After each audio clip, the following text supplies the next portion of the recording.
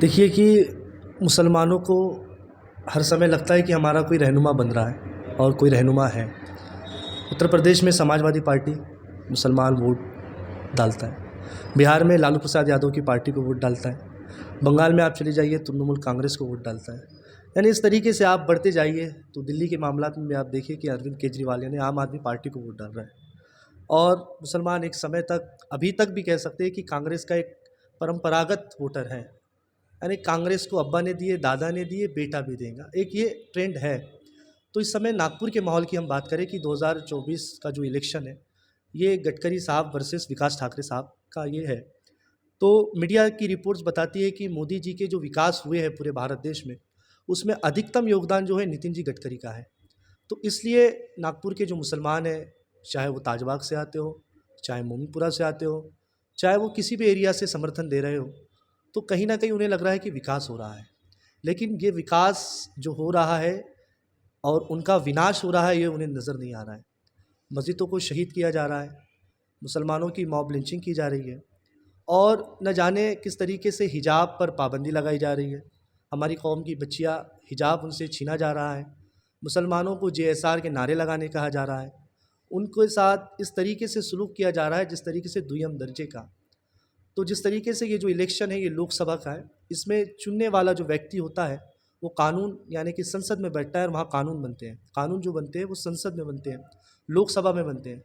उसमें से अगर एक सांसद अगर हमारी तरफ से नागपुर से जाता है तो क्या गारंटी है इस बात की यूनिफॉर्म सिविल कोड जब भी आएगा 2024, 25, 26, 27, 29 जितने भी साल में आएगा, तो क्या नितिन जी गडकरी इसके विपक्ष में वोट करेंगे? ये सवाल होना चाहिए।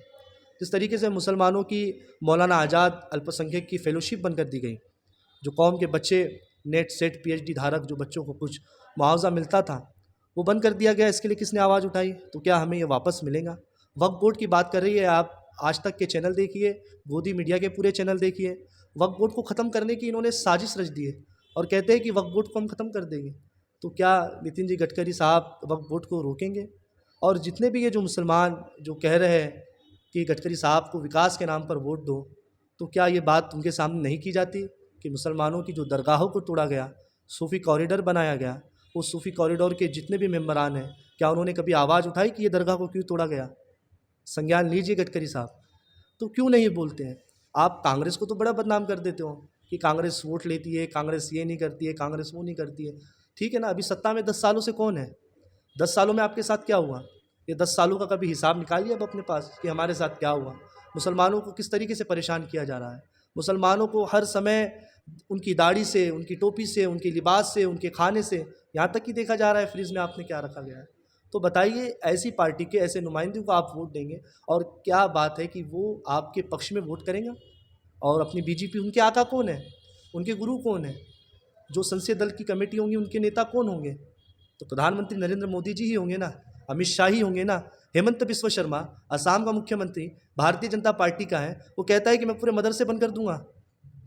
हैदराबाद का टी राजा सिंह है जो नागपुर में आया था, जिसकी भले से बंद कर दिया गया, उसकी सभा को इजाज़त नहीं मिली। बुलाने वाले लोग कौन थे? जो गुस्ताख़ रसूल सल्लल्लाहु ताला अलैहि वसल्लम में हम जिनका कलमा पढ़ते हैं, जिनके लिए हम रोज़ा रखते हैं, नमाज़ पढ़ते हैं, हज व ज़कात की बात करते हैं, हम मुसलमान बनने की बात करते हैं, मुसलमान होने की बात करते हैं। तो मुझे बताइए इस बात को जब मुसलमानों के इस तरीके से मामलात पे उंगली उठाई जा रही है और वो जो गुस्ताख हैं उन गुस्ताखों को बुलाया जा रहा है जिसमें आपके नेता भी शामिल हैं, और उस पार्टी को आप वोट देने की अपील करते हो। क्या मामला है आपका? आपको भी क्या ईडी सीबीआई सी डर है आपको, जो ये समर्थन की बात कर रहे हैं?